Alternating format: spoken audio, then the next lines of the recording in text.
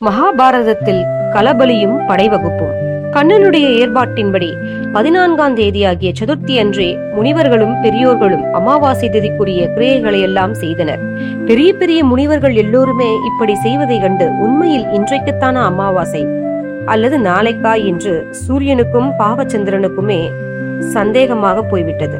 சூரியனும் சந்திரனும் திகைத்து போய் ஒருவரை ஒருவர் சந்தித்து அமாவாசை என்றைக்கு என ஆராய்ந்தனர்.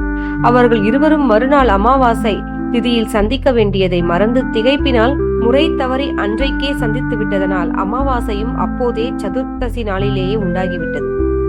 பாண்டவர்கள் இதை கண்டு திகைத்து வேந்தனர். தருமா, என் மாயத்தினால் உனக்கு வாக்களித்தபடியே அமாவாசையை ஒரு நாள் முன்பே வரவழைத்து விட்டேன். துரியோதனன் பாவம், நாளைக்குத்தான் அமாவாசை என்று எண்ணிக்கொண்டு பேசாமல் இருப்பான். போரில் யார் முதலில் களபலி கொடுக்கிறார்களோ அவர்களுக்குத்தான் வெற்றி. தயங்காமல் இன்றைக்கே துரியோதனனை முந்திக்கொண்டு உன் சார்பில் நீ களபலி கொடுத்து விடு. அதற்கான ஏற்பாடுகளை இப்போதே செய் என்றார். நீங்கள் சொல்லுவதெல்லாம் சரிதான், ஆனால் யாரை களபலி கொடுப்பது? தருமன் கேட்டான். அவன் இதை கேட்கும் போது அரவானும் அருகில்தான் இருந்தான். அவன் ஏற்கனவே துரியோதனனுக்கு வாக்களித்திருந்ததனாலும் சிறிதும் இரக்கமின்றி நீ உன் உயிரை களபலியாக கொடு என்று கேட்பதற்கு அச்சமாக இருந்ததாலும் பாண்டவர்கள் அவனிடம் கேட்காமல் இருந்தனர். அரவானாக முன் வந்து ஏற்றுக்கொள்வான் என்று எதிர்பார்த்தார்கள். அதுவும் வீணாயிற்று. அரவானை வழிக்கு கொண்டு வருவதற்கு கண்ணன் ஒரு நாடகம் ஆடினான். சரி தர்மா, களபலியாக முன் வருவதற்கு இங்கு எல்லோருமே தயங்குகிறார்கள் போலிருக்கின்றது. உங்களுக்காக நான் தயார். இதோ எனது இந்த உடலை உங்கள் வெற்றிக்காக பலி கொடுப்பதற்கு நான் சிறிதும் தயங்கவில்லை. உங்கள் நன்மை பெரிது, என் உயிர் அதற்கு முன் சாமானியமான பொருள் என்று கண்ணன் இவ்வாறு கூறவும் பாண்டவர்கள் வெளுவெளுத்து போனார்கள். அவர்கள் உடலும் உள்ளமும் ஒருங்கே நடுங்கின. கண்ணா, என்ன வார்த்தை கூறினாய்? உன்னை பலி கொடுத்து பெற போகிற வெற்றியை விட இப்போதே அடைகின்ற தோல்வி போதும் எங்களுக்கு. நீ இல்லாத போது எங்களுக்கு போர் எதற்கு? வெற்றி எதற்கு? அரசாலும் உரிமைதான் எதற்கு? எங்களை சோதிக்காதே, நாங்கள் இப்போதே போர் எண்ணத்தை கைவிட்டு விடுகிறோம் என்று கண்ணன் திருவடிகளில் விழுந்து கதறினான் தருமன். கண்ணன் தனது மாய நாடகத்தை எண்ணி தனக்குள்ளேயே சிரித்துக் கொண்டான். அவனது நாடகம் அவன் எதிர்பார்த்த பலனை கொடுத்தது. கண்ணனின் விழிகள் அரவானை ஊடுருவி நோக்கின.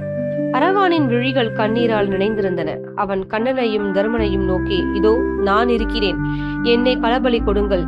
களபலியாவதற்கென்று அன்றே என் தலையில் எழுதியிருக்கிறது.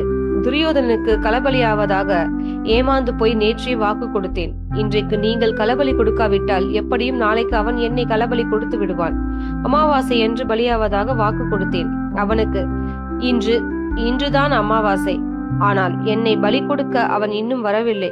குறிப்பிட்ட நல்ல வேலை தவறிவிடக் கூடாது. அவன் பலியாக வேண்டிய உடலை நீங்கள் பலியாக்கி கொள்ளுங்கள், அதனால் எனக்கென்றும் நஷ்டமில்லை என்று கூறினான்.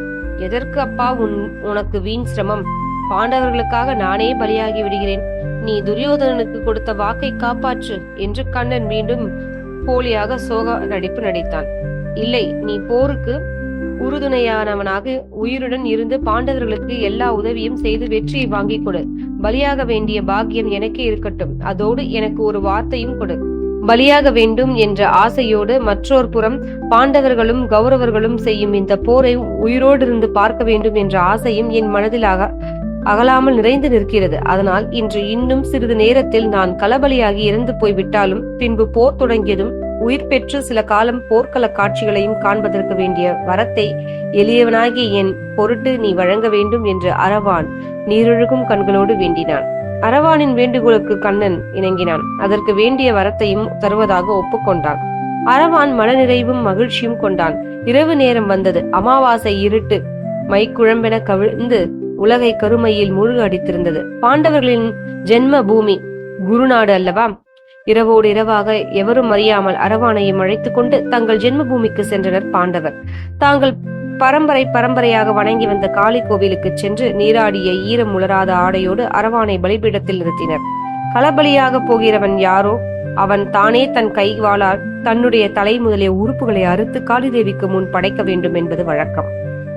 பாண்டவர்கள் ஐவரும் கூப்பிய கரங்களுடன் தேவியை தியானிக்கிற பாவனையில் கண்களை இறுக மூடிக்கொண்டு மௌனத்தில் வைத்தனர். அரவான் மலர்ந்த முகத்தோடு இடைவாளை உருவி கையில் எடுத்துக்கொண்டான். வினாடி அவன் வலக்கை வாள் நுனியை அவனது கழுத்தை நோக்கி கொண்டு போயிற்று. வினாடிகள் கழிந்தன. பலிபீடத்தில் பசுங்குருதி பாய்ந்து வழிந்தோடி இருந்தது. சிதறி அறுபட்டு கிடந்த அரவானின் உடல் உறுப்புகளுக்கிடையே வாளும் ஒரு மூலையில் கிடந்தது. பாண்டவர்கள் ஈரம் கசியும் விழிகளின் துயரச் சுவடுகளை துடைத்துக் கொண்டே மேலே நிகழ வேண்டிய தெய்வ கடன்களை செய்தனர். 5 பேரும் தனித்தனியே யானை, குதிரை முதலிய சில விலங்குகளையும் பலி கொடுத்தனர். குலதெய்வமான காளிதேவியை வெற்றி நல்குமாறு வேண்டிக் கொண்டு கோவிலிலிருந்து புறப்பட்டு சென்றனர். களபலி என்ற பெயரில் நிறைவேற வேண்டிய அந்த பயங்கரமான சடங்கு நிறைவேறிவிட்டது.